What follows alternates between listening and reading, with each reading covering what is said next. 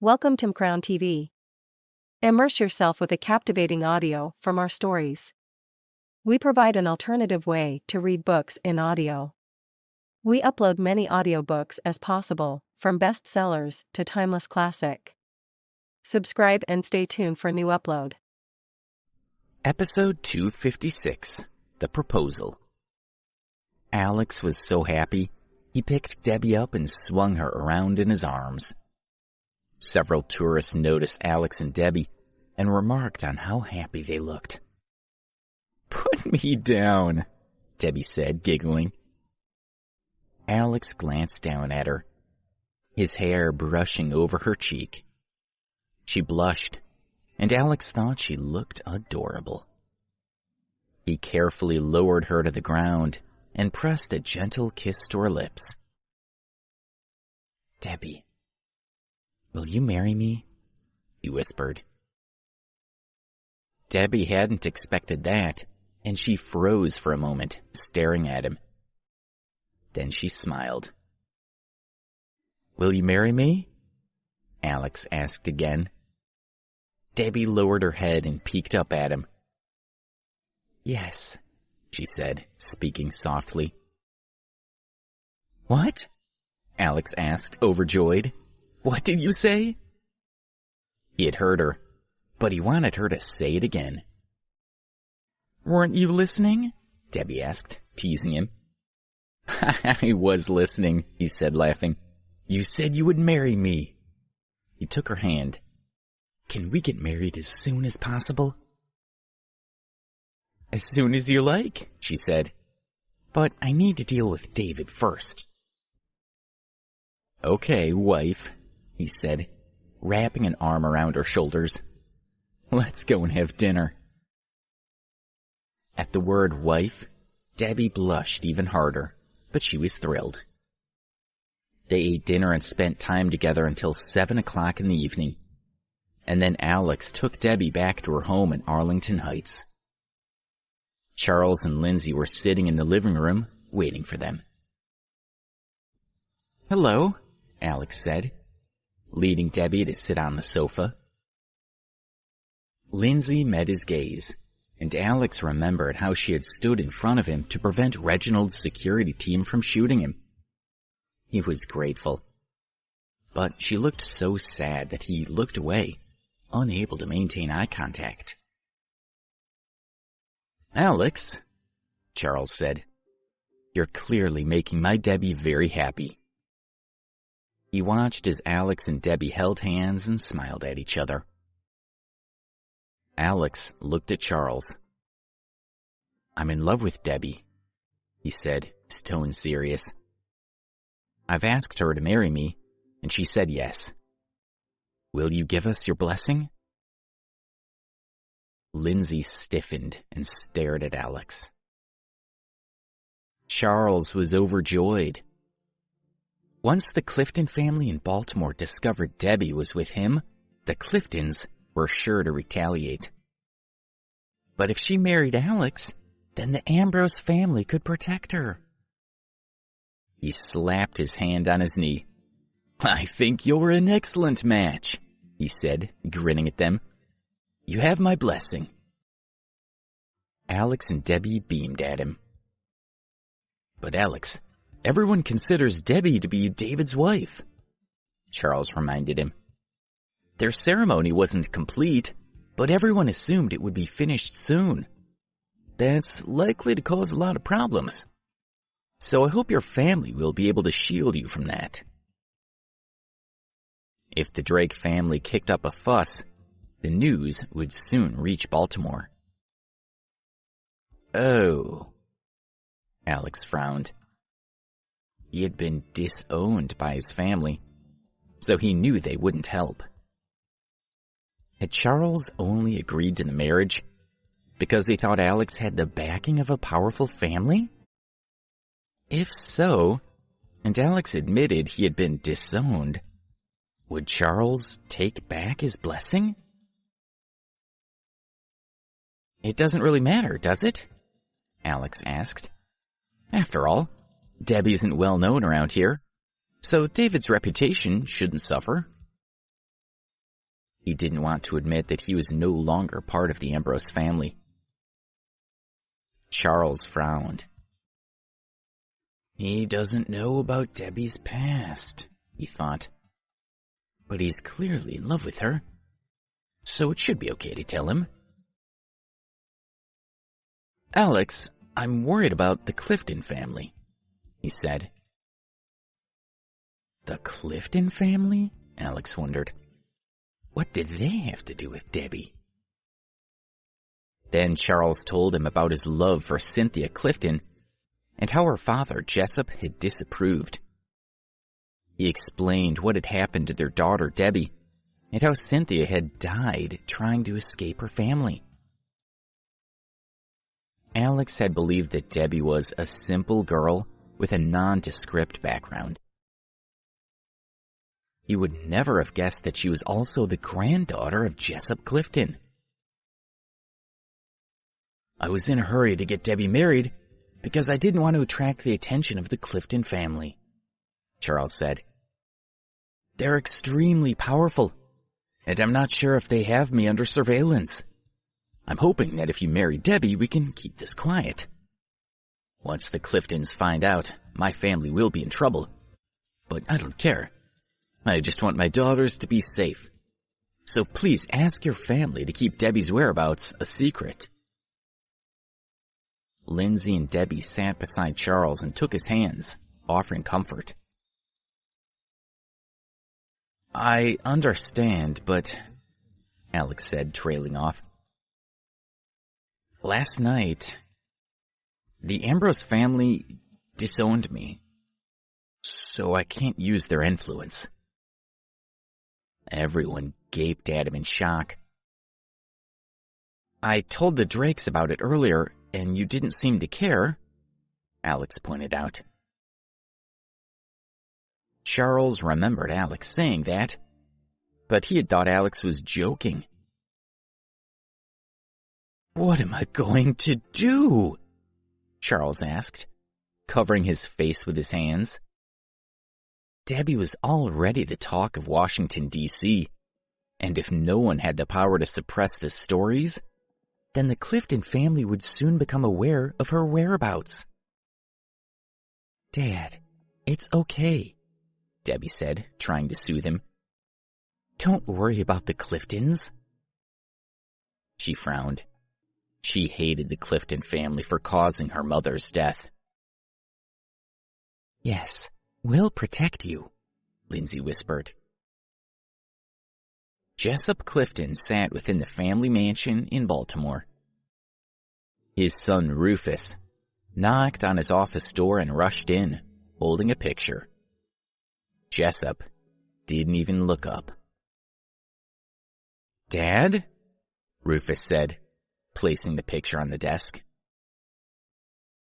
Jessup glanced at the photo with a complete lack of interest. But then he looked closer and saw a jade pendant, and he snatched up the photo to examine it. His breath came quicker as he grew excited. Look at the fourth person from the right, Rufus prompted him. Jessup's eyes widened. It can't be, he said, his voice trembling. Dad, it's not my sister, Rufus said with a sad smile. It's not Cynthia. It's her daughter. The baby we thought was dead. The picture had been taken at David and Debbie's wedding, and it showed Debbie about to pick up the jade pendant that was lying on the ground. It's her, Jessup exclaimed. Did you find my granddaughter? Where is she? She's with Charles Marvel, Rufus said. Jessup stared at him, clenching his fist in anger. I've only just received this picture, and I'm not sure what happened, Rufus said. It appears that David Drake, the eldest son of the Drake family, married Leona Marvel, who's actually Debbie. She arrived at Charles Marvel's house at least 4 months ago, but we don't know how she got there. Bang! Jessup slapped his hand down on the desk, knocking several objects to the ground. "Does Marvel have a death wish?" he asked, cursing. In the 20 years since Cynthia had died, Jessup had never stopped searching for information on Debbie. He had thought Carla would take Debbie to Charles, and he had sent someone to watch the Marvel house, but Debbie had never arrived there. Jessup had demanded that Charles inform him immediately if Debbie turned up, warning him that failure to do so would result in retaliation. Jessup had never shared any information with Charles. For the first 5 years, he had sent people to monitor the Marvel family, but they had found nothing. But now he only sent people to Washington, D.C. for a few days every 6 months. The last report had stated that there was no sign of Debbie. So Jessup hadn't realized that Debbie had been with Charles for 4 months. "Send some people to Washington, D.C. to deal with Charles," Jessup ordered, staring at Rufus. "And then bring Debbie back." "Dad, I heard that the wedding didn't go well," Rufus said. "Many people were injured, including famous fighters like Ryder Dixon, Marco Marino, and Damien North. And there was another martial arts expert, Cliff Munson, at the wedding. He was also badly hurt, but no one knows who beat him." "Oh." Jessup was surprised. "Are you sure your information is accurate?" "Yes, I'm certain," Rufus said. "Even if the Drake family are trying to suppress the news, people talk, and the other powerful families must know what happened. Which makes me wonder, why are we only hearing about this now?" Episode 257, No Longer an Ambrose. "Has the government tried to suppress the news?" Rufus asked his father. "Impossible," Jessup said, waving his hand. "They don't have the ability, and the Drake family won't bother to hide it. No, someone else has been keeping this from us." "Who?" Rufus asked. "What family has that much power?" He didn't think any of them could pull this off. "Think about it," Jessup said, scowling. "It must be a family that hides in the shadows." "The Ambrose family?" Rufus asked, shocked. "Only they could do this. They're the only ones secretive enough to go about it in this way," Jessup insisted. "But why would the Ambrose family involve themselves in this?" Rufus asked. "What do they have to do with us?" "In the past, we didn't have the same resources as them," Jessup said. "We were not short of money, but we couldn't match their power. 30 years ago, Lincoln, the head of the Ambrose family, invited me to their estate. He wanted to recruit me, so he offered me a lot of money, but I refused." The Ambrose family had been going through a difficult period, and Lincoln had wanted to boost their strength by recruiting the Cliftons. But Jessup had always been a proud man, so he had declined Lincoln's invitation. Later, Jessup had learned that the Ambrose family had been growing more powerful with every day. Now it was one of the largest families in the country, with branches all over the world. Jessup didn't regret his decision to refuse Lincoln Ambrose. Instead, he was proud of it. Other families begged to join the Ambrose family, while Jessup had turned down their offer. "Charles must die," Jessup announced. "He ignored my instructions and kept Debbie from me." He looked at Rufus. "Every one of our children should remain within the family." "I'll take Edgar Grady with me," Rufus said. Edgar was a well-respected figure in the world of martial arts. "No," Jessup said, shaking his head. You said that Cliff Munson was defeated. Even if the Ambrose family are not responsible, they're clearly powerful people in Washington, D.C., so we must send the strongest fighter we have. You mean Paul Novak? Rufus asked. Paul was one of their most powerful martial arts experts and was more famous than Cliff Munson, the man Alex had defeated. Yes, take Paul to Washington, D.C. to kill Charles and get Debbie, Jessup ordered. But you must do it without drawing any attention. He held Rufus's gaze. Yes, I know what to do, Rufus assured him, leaving the study. Once Rufus had gone, Jessup lifted the picture and looked at Debbie.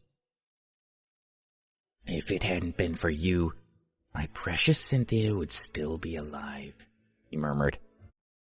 Oh, Cynthia, why didn't you listen to your father? Why couldn't you have stayed away from Charles Marvel? I warned you it would end in tears. Reginald collapsed on the sofa and breathed a sigh of relief, but his mind was still spinning. What did Alex mean when he said he was no longer a member of the Ambrose family? He wondered. His phone buzzed with an incoming message. Reginald sat up straight, recognizing the number as belonging to the Ambrose family. He had never called the number, and even if he had, no one would have answered. The Ambrose family only used the number to provide information to those who needed to know something. As the head of a powerful family in Washington, D.C., Reginald was one of the few to receive such messages. He opened the text message and read it. The Ambrose family has disowned Alex. From this point on, if Alex asks for help, you should ignore him. Reginald now understood what Alex had said. Dad, what's the matter? David asked, puzzled by his father's shocked expression. Alex was thrown out of the Ambrose family, Reginald said. What? David asked, incredulous. Alex is no longer a member of the Ambrose family, Reginald said. He's on his own now, and the Ambrose family won't help him. David was shocked.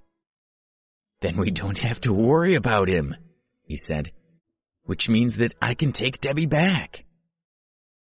He couldn't forget Debbie, no matter how hard he tried. No, Reginald said. Why not? David asked, frowning. You just said that he's an ordinary man now, so why can't we deal with him? Have you forgotten how strong he is? Reginald asked. You can't possibly take Debbie back by yourself.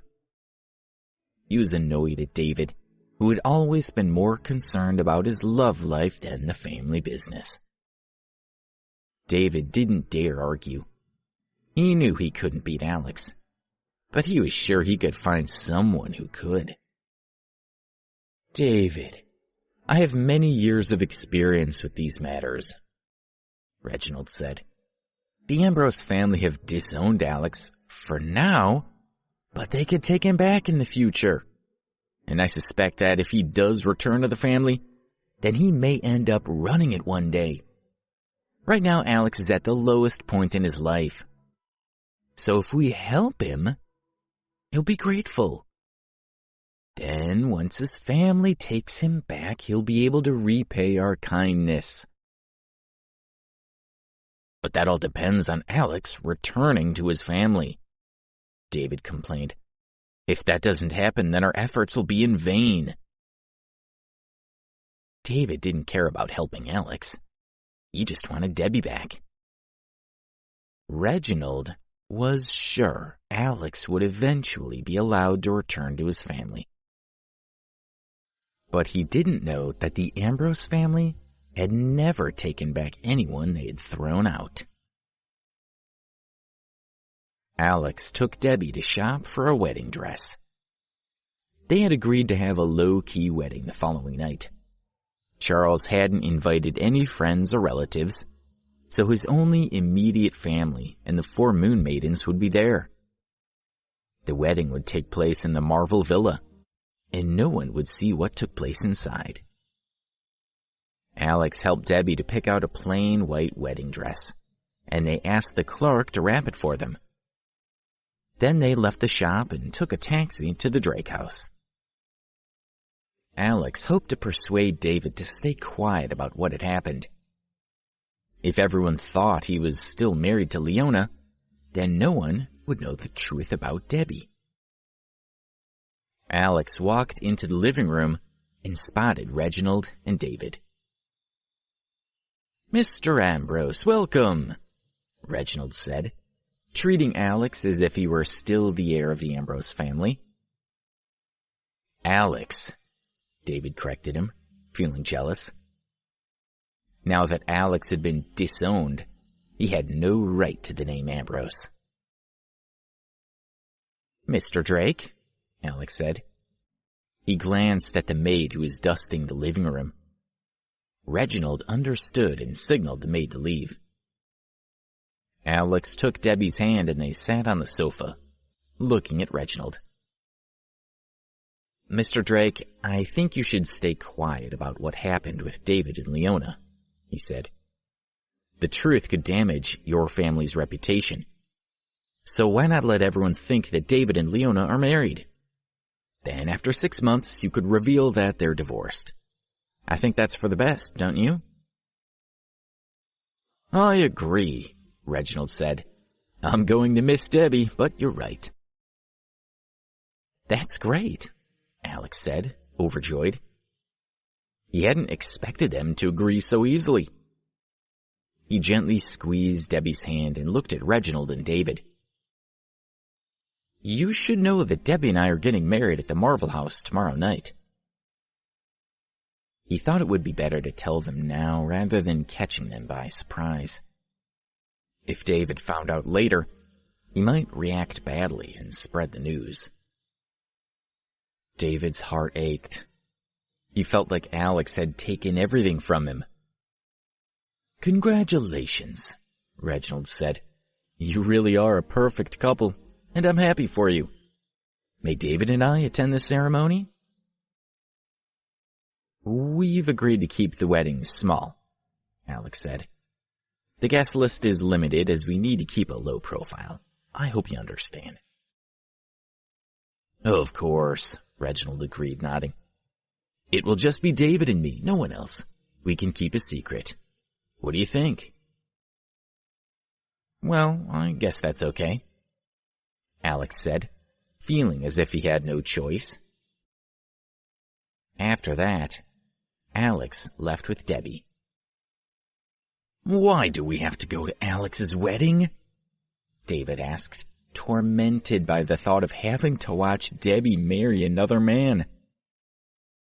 "I told you already," Reginald said. "We have to gain Alex's favor.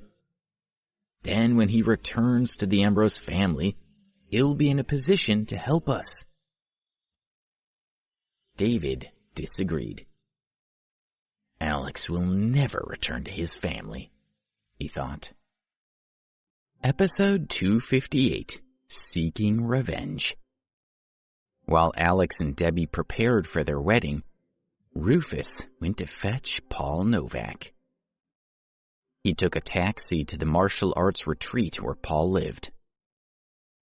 Paul was obsessed with martial arts and had spent much of his time in training camps. Since he had been recruited by Jessup Clifton 9 years ago, he had been living in the No Surrender camp just outside Baltimore. Here, the air was fresh and there was plenty of open space, making it a good place to train. The taxi drove along the winding mountain road to the gate of the camp. Rufus stepped out of the car and looked around. The driver opened the trunk and removed a box full of wine bottles. The wine came from a variety of countries, and it was all extremely expensive. Paul loved to drink, and the Cliftons always brought him some wine whenever they visited. 2 men opened the gate, and Rufus and the driver walked inside. The men led Rufus on a 10-minute walk to a clearing where they found Paul sitting cross-legged on a rock. His long hair was tied back, but a few strands had escaped, and the wind blew them over his face. He was wearing a blue shirt, a pair of jeans, and a filthy pair of sneakers. He didn't acknowledge his visitors and merely continued to sit on the rock with his eyes closed. "Mr. Clifton, do you want me to call him?" the driver whispered. Rufus Clinton was an important man who should never be ignored, so Paul's inattention was really disrespectful. Rufus looked at Paul and shook his head. He turned to the 2 men who had escorted them there. "How long does it usually take him to finish?" he asked. "Mr. Novak sits there for 12 hours at a time," one of the men answered. "He sits there through rain and thunder, during the day and night." "He's been sitting there for over 6 hours, the other man said. "So it'll be another 6 hours before he's done. Perhaps you'd like to wait inside? I can call you when Mr. Novak is finished." "Okay," Rufus said, nodding. With that, he turned to walk back to the main building. On the way, he saw a middle-aged man and woman standing at the back door of the building. When they saw Rufus, they began to walk toward him. "Hey, this is a private camp," one of the men with Rufus called. "You shouldn't be here. You need to leave." The 2 men approached the couple, determined to eject them from the camp, but when they drew closer, they recognized the intruders. "You!" one of the men exclaimed, gaping at the couple in fear. "Flynn and Josie Gibson." "So, you remember us?" Josie said, sneering at them. She stepped forward and hit out at him, breaking his nose and sending him falling to the ground. Flynn struck at the same time, and the other man collapsed in a heap. The men lay there, looking at the couple, not daring to get back up. Rufus stared in shock as the scene unfolded. Flynn and Josie walked over to Rufus, and then they spotted Paul sitting on the rock. Flynn scowled. "There he is," he said. "Exactly where we knew he would be." The driver was terrified, and he fell to his knees, begging the couple not to hurt him. "Please let me go," he pleaded. "I haven't done anything to you. Please don't hurt me. I'll do anything you want." Rufus stayed calm, but his hands were clenched into fists, and his heart thudded within his chest. "I'm not interested in you," Flynn said, smiling at the driver. "I'm here for him." He pointed at Paul. "But it might be nice to have an audience for this." The driver shook with fear. "No, please, let me go," he begged. "Coward," Flynn muttered, shaking his head. Then he turned to stare at Paul. "Paul, stand up and face me." Flynn and Josie rushed at Paul, and Rufus cried out in warning. If this couple took Paul out of action, then he wouldn't be able to help the Cliftons. Paul didn't move, and his eyes remained closed. Flynn and Josie grinned, sure of their victory. But then, Paul burst into action, falling backward to roll off the rock before springing to his feet.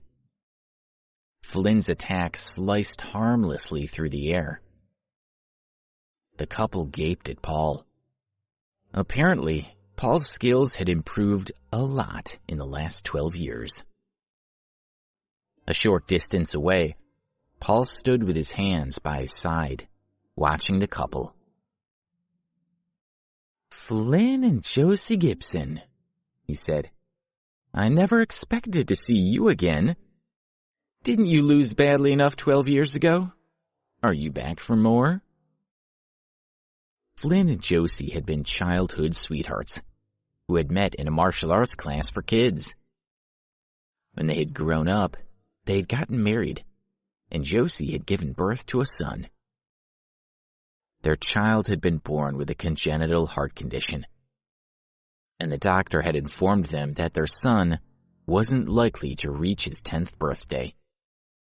Flynn and Josie had adored their child and would have given their lives for him, but there had been nothing they could do.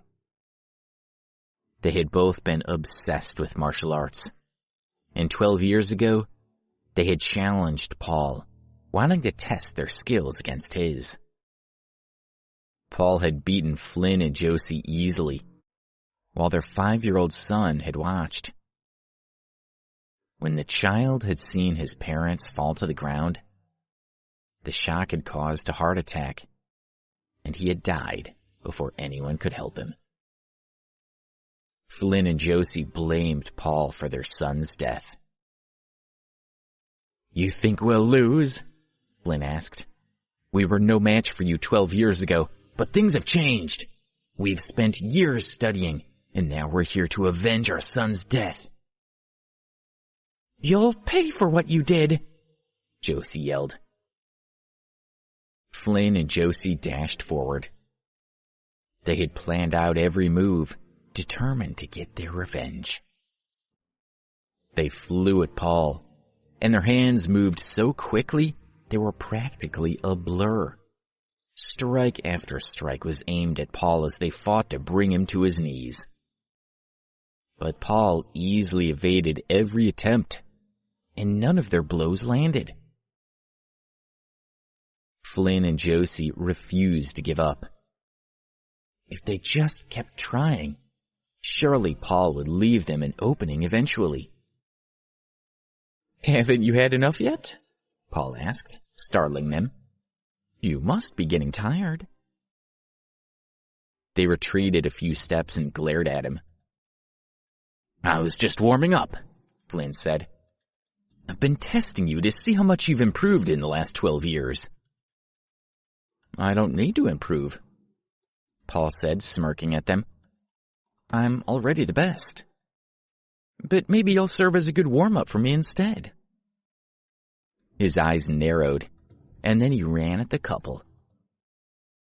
Flynn and Josie were shocked by Paul's speed, and they realized they were outmatched. But they fought back, unwilling to concede defeat. Paul grabbed their wrists and used their momentum to toss them away from him. Then he began to strike back in earnest.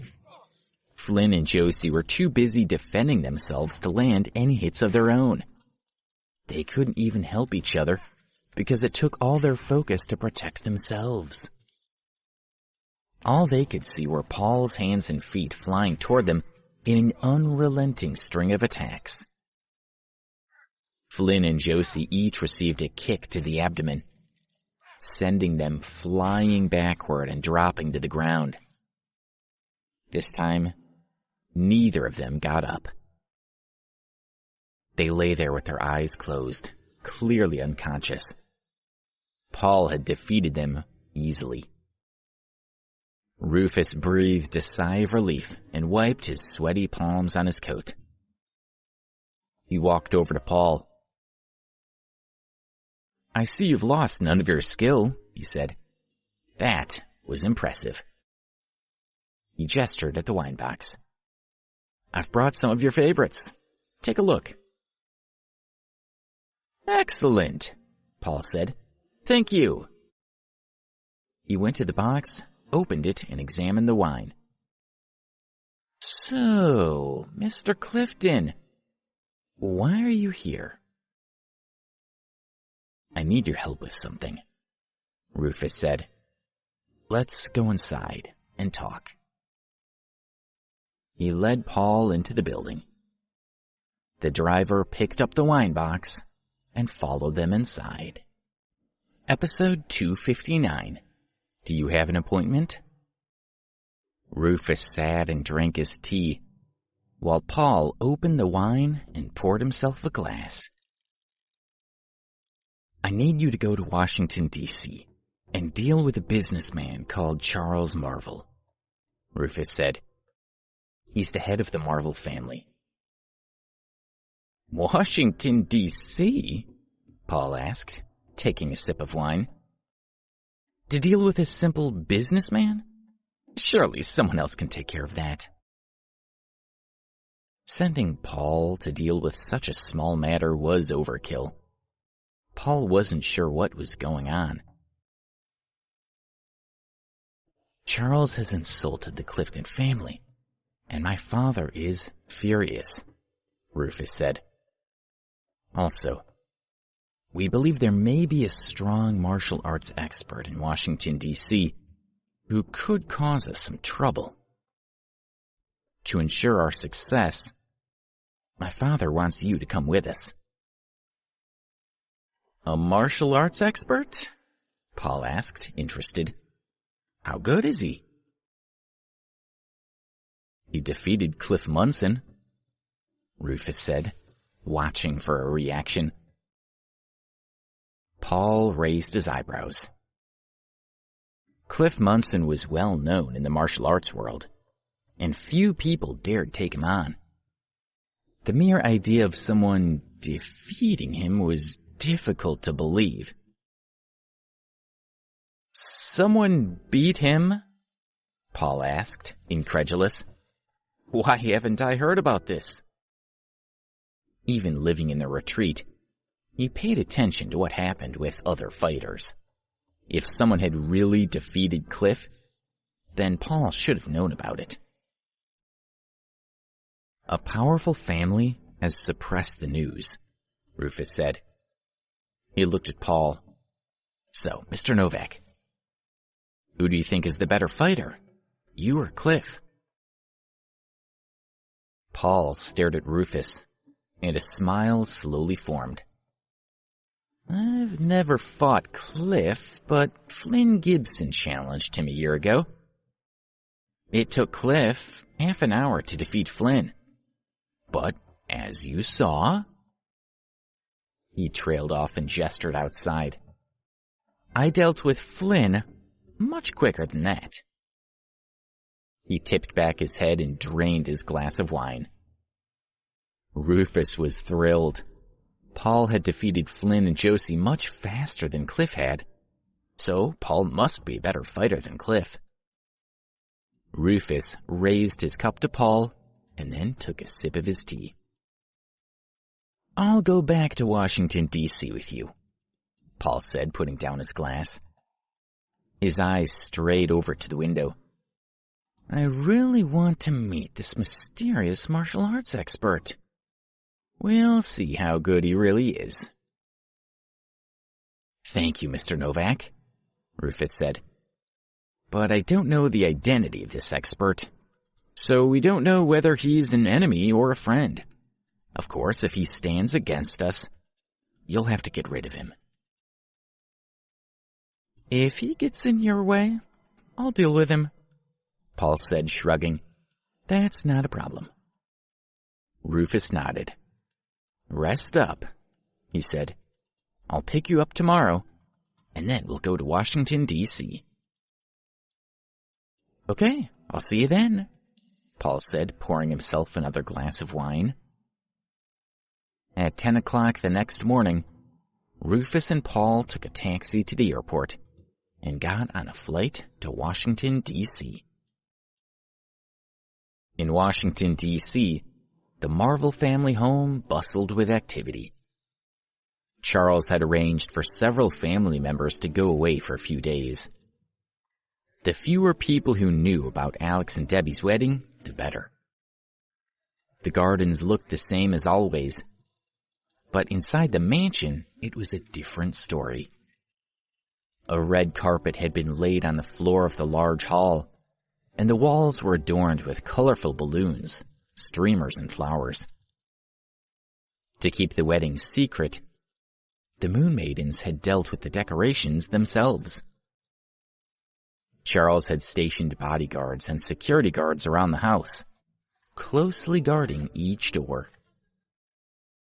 Alex and Debbie left to get ready, leaving only the Moon Girls, Charles and Lindsay, in the hall. The doorbell rang, and Reginald came in with David. Alex had informed Charles that they were coming, so no one was surprised to see them. Reginald and Charles exchanged greetings, and everyone smiled at each other. Alex and Debbie got dressed and returned to the hall, where they came face to face with each other. Debbie smiled when she saw Alex. She thought he looked handsome in his black suit.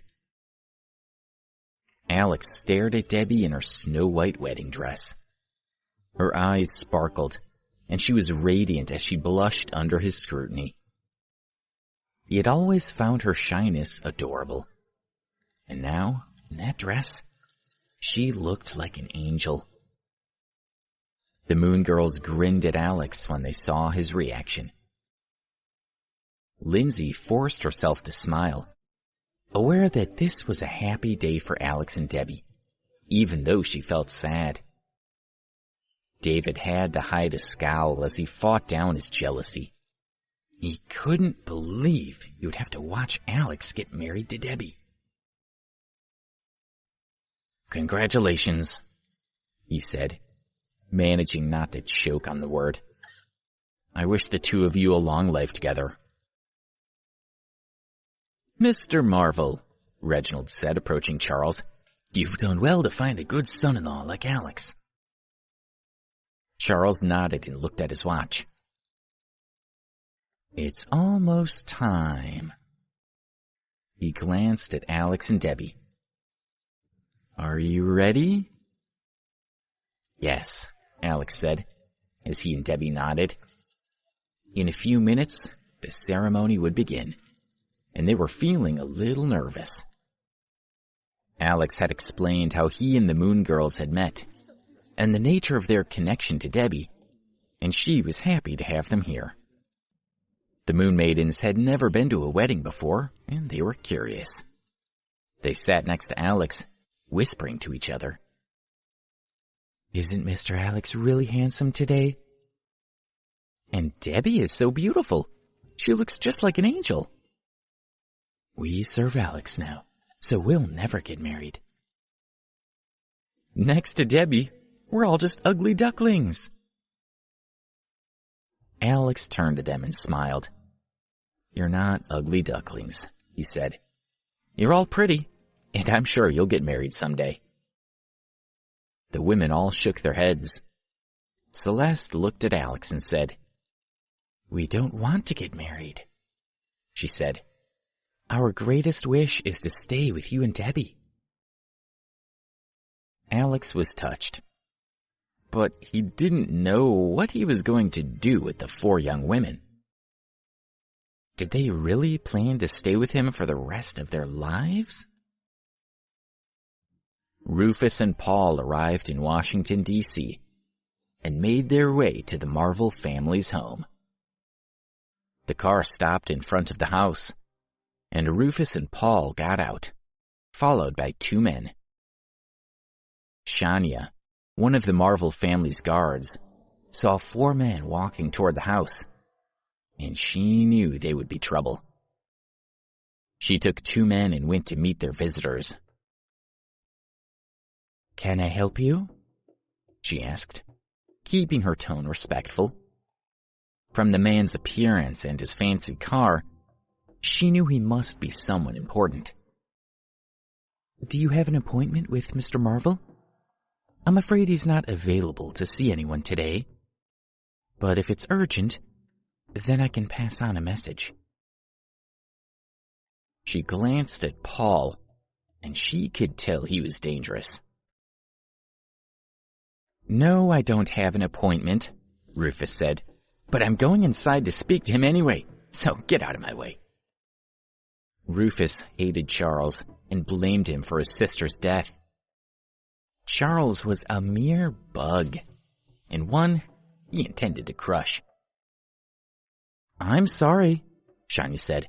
Mr. Marvel is not receiving any guests at this time. Please come back another day. She was tempted to teach this arrogant man a lesson, but she restrained herself. Rufus was annoyed by her attitude.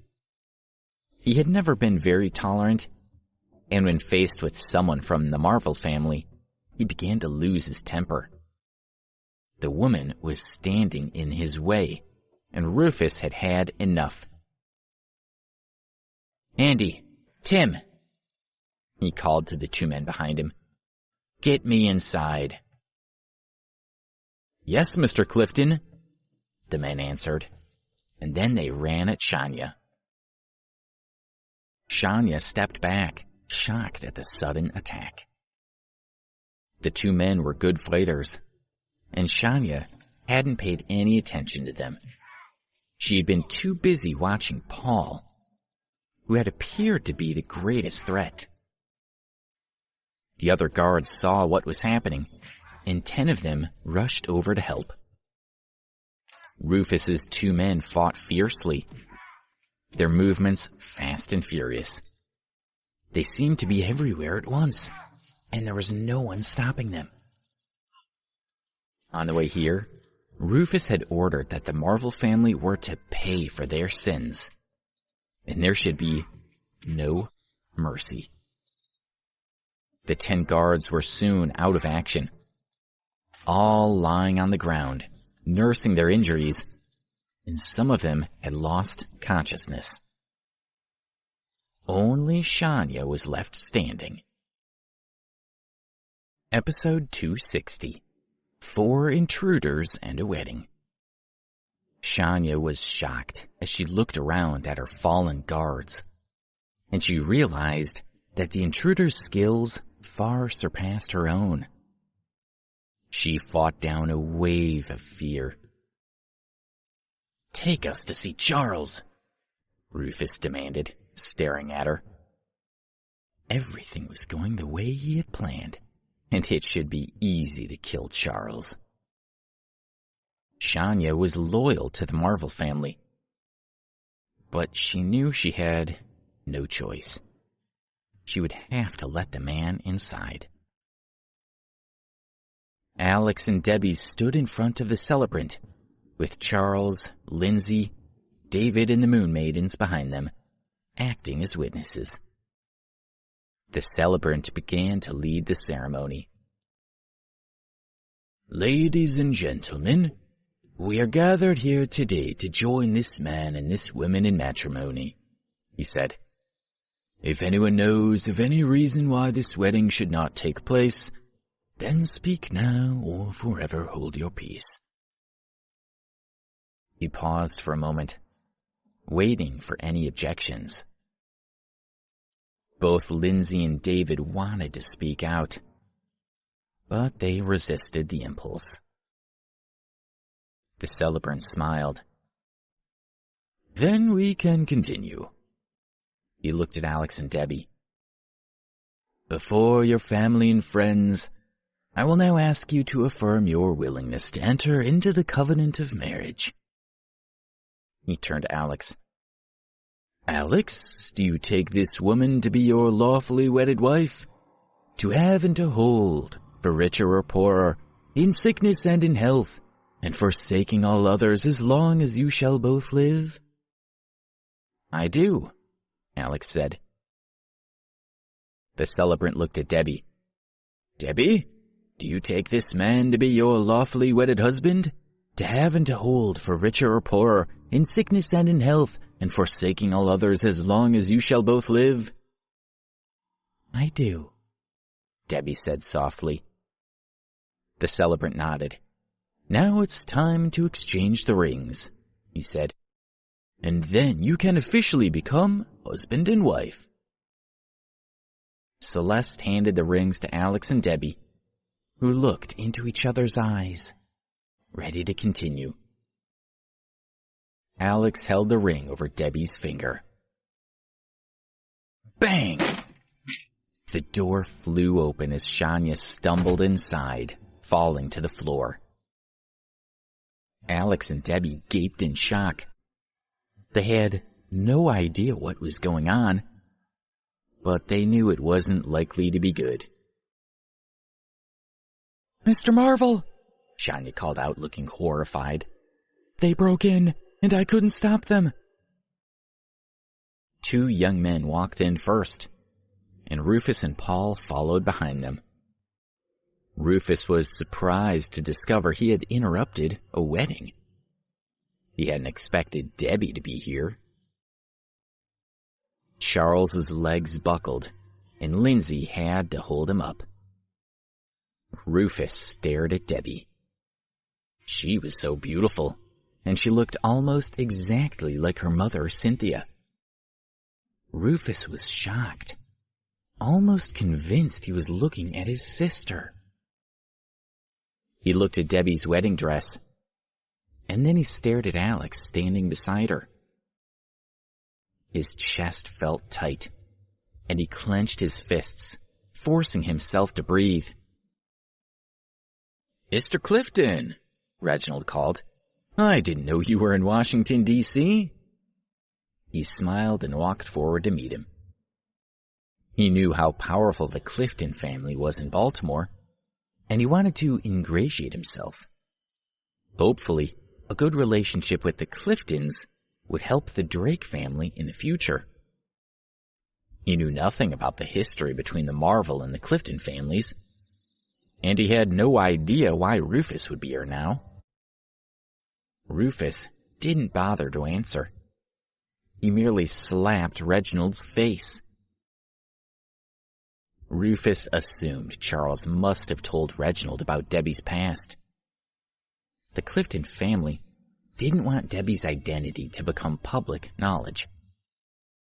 If Reginald knew the truth, then it would be hard to keep everything quiet. Reginald wiped his split lip and stared at Rufus. He couldn't understand why Rufus had slapped him. David was stunned. He had never seen anyone dare to strike his father. Debbie realized Rufus was from her mother's family, and she watched him, waiting to see what he would do. None of you will ever speak about what happened here, Rufus said, looking at each of them. If you do, you'll regret it. Rufus had already decided to kill Charles and Alex, but he would spare the others. After all, the Drake family were important in Washington, D.C., so killing them would cause too much trouble. Who the hell are you? Celeste asked. How dare you speak to us like that? Well, I'm not afraid of you at all. Alex raised his arm slightly, motioning to Celeste that she should stop speaking. He had sized up the intruders and believed that, other than Rufus Clifton, they were all martial arts experts. Then you will die with the others, Rufus said. Everyone stared at him in shock. Charles knew he would die today, and all he cared about was protecting his 2 daughters. He pushed Lindsay and Debbie behind him, keeping his eyes on Rufus. If you get a chance, run, he whispered. Run quickly and don't look back. Lindsay and Debbie clutched at him. How could they possibly leave their father? Do as I say, he urged them, his tone firm. I need to know you'll be okay. Andy, Tim, Rufus called. Charles was only a businessman and not a fighter, so it shouldn't take long to kill him. Andy and Tim looked a little sullen. They had enjoyed the fight outside, and Charles didn't look like he would be much of a challenge. It was almost insulting. Andy stepped forward, and Tim followed. "Stay back," Celeste called, and then the 4 moon maidens surrounded Andy and Tim. Shania stepped forward, ready to assist the women. The moon maidens believed that Andy and Tim might harm Alex and Debbie, so it was their duty to deal with them. Andy and Tim attacked the moon maidens, but the women dodged, and none of their hits landed. The moon maidens had trained together since childhood. They were not as strong as Andy and Tim, but they were fast and graceful, and their moves were coordinated. Celeste flicked her hand, and a pink silk scarf flew out of her sleeve. Then, red, white, and yellow scarves appeared from the sleeves of Celine, Callisto, and Luna. The women moved quickly, whipping the colorful scarves at Andy and Tim. The 2 men had to dodge and weave, desperately trying not to get caught up in the strips of fabric. Paul watched, surprised. He hadn't expected the 4 young women to be martial arts experts. Alex stood to the side. He could see that the Moon Girls didn't need his help. They had everything under control. Celeste's pink scarf shot out, and Andy managed to evade it. But Celine grabbed the other end and tossed her red scarf to Celeste. The women danced around, still holding the scarves, twisting and turning, until Andy found the material wrapped around him, binding him tightly. Callisto and Luna tied up Tim in the same way. "Don't move," Celeste told the men. The 4 women leaned back, drawing the scarves tighter, completely immobilizing the men. The scarves had wires sewn into them. If the men continued to struggle, the sharp wires would cut into them, causing a lot of damage. Andy and Tim were stunned when they realized they had been beaten. Celeste turned to ask Alex what he wanted done with the men. But Paul was charging toward them, determined to attack the 4 moon maidens. The women looked at Alex, and then turned back to look at Paul, mesmerized by him. "Watch out," Alex said, moving to intercept Paul. He put out his hand to block Paul's stride, and was surprised by the lack of force behind it. Even if Paul had made contact with one of the women, he wouldn't have done much damage. Paul wasn't interested in destroying the women. He simply wanted to teach them a lesson.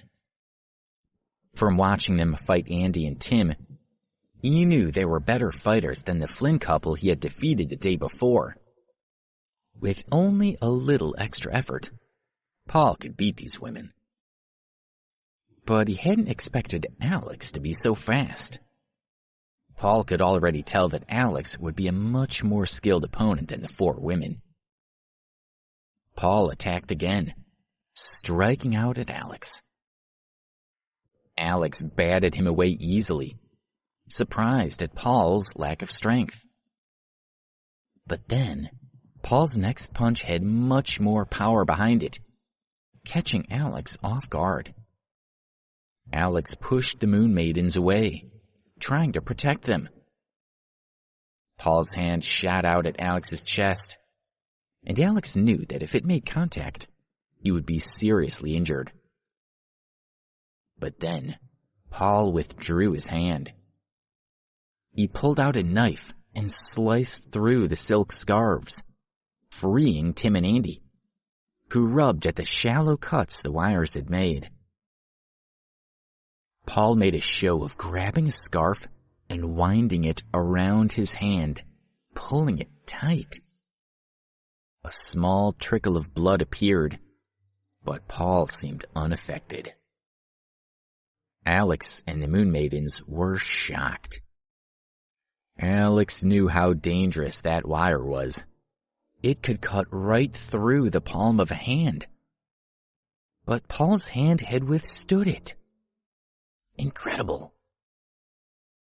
There was only one explanation. Paul must be exceptionally powerful. Thank you for listening to Crown TV. Please don't forget to subscribe, share and turn on the notification button.